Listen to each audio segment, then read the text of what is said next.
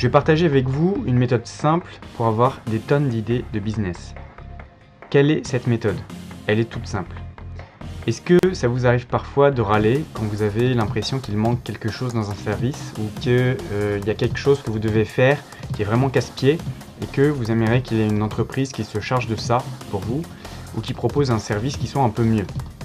Ou que vous utilisez des produits qui sont bien mais qui manquent de certaines fonctions. Vous vous dites, c'est casse-pied, pourquoi c'est comme ça? C'est vraiment mal fait, etc. Si vous êtes comme tout le monde, normalement, ça vous arrive de temps en temps, voire même souvent. La bonne nouvelle, c'est qu'à chaque fois que vous remarquez que vous vous mettez à râler par rapport à cela, c'est une opportunité de business. Pourquoi? Tout simplement parce que à chaque fois que vous êtes en train de râler par rapport à quelque chose qui n'est pas bien fait, ou n'est pas fait de la manière dont vous voulez que ça soit fait, ou quand il manque quelque chose, c'est un signe que vous pourriez être la personne qui amène cette chose qui manque et que vous aimeriez avoir.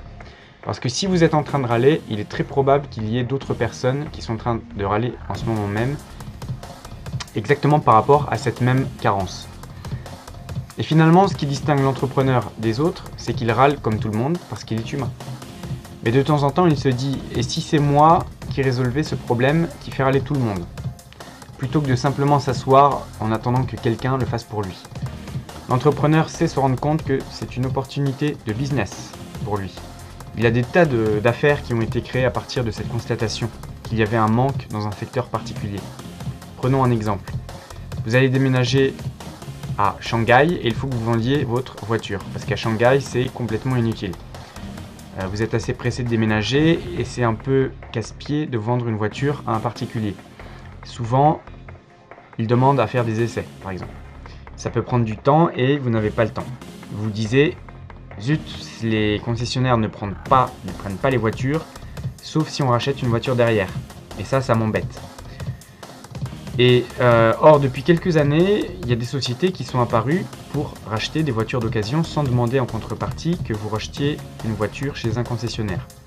Ces personnes-là qui ont eu cette idée sont partis du constat qu'il y avait un manque sur le marché, qu'il y a des tas de gens qui râlaient en se disant bah, ça c'est dommage quoi.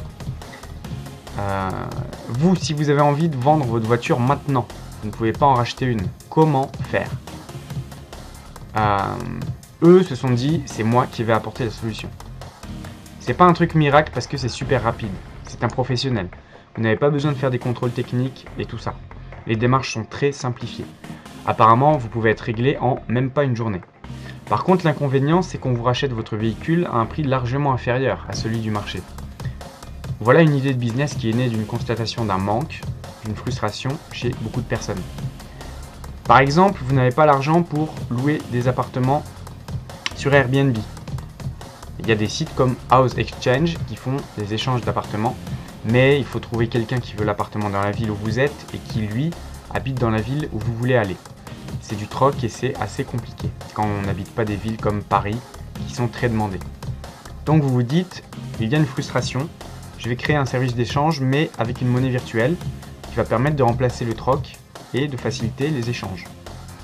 Si aujourd'hui vous voulez créer votre business et que vous n'avez pas d'idée, voilà une excellente manière d'en avoir plein. Après, derrière, il faut les mettre en application. Et ce n'est peut-être pas pour vous toutes les idées que vous allez avoir, mais au moins dès aujourd'hui, vous pouvez commencer à noter dans votre carnet. Dès que vous vous mettez à râler sur quelque chose, dites-vous, je viens de râler et je viens de dire pourquoi il ne ferait pas ça et ça. Je vais noter dans mon fichier ou carnet, j'ai perçu un manque dans ce secteur-là. Il y a ça, j'ai pensé qu'on pouvait l'améliorer en faisant ça, ça et ça. Et rapidement, parce que je pense que vous êtes comme tout le monde. Pour aller de temps en temps, vous allez avoir plein d'idées comme ça sur lesquelles vous allez pouvoir vous pencher pour voir si dedans, il n'y aurait pas l'idée de votre prochaine entreprise. Voilà, j'espère que vous avez apprécié cette vidéo, ce petit conseil. Je vous dis à bientôt pour une prochaine vidéo.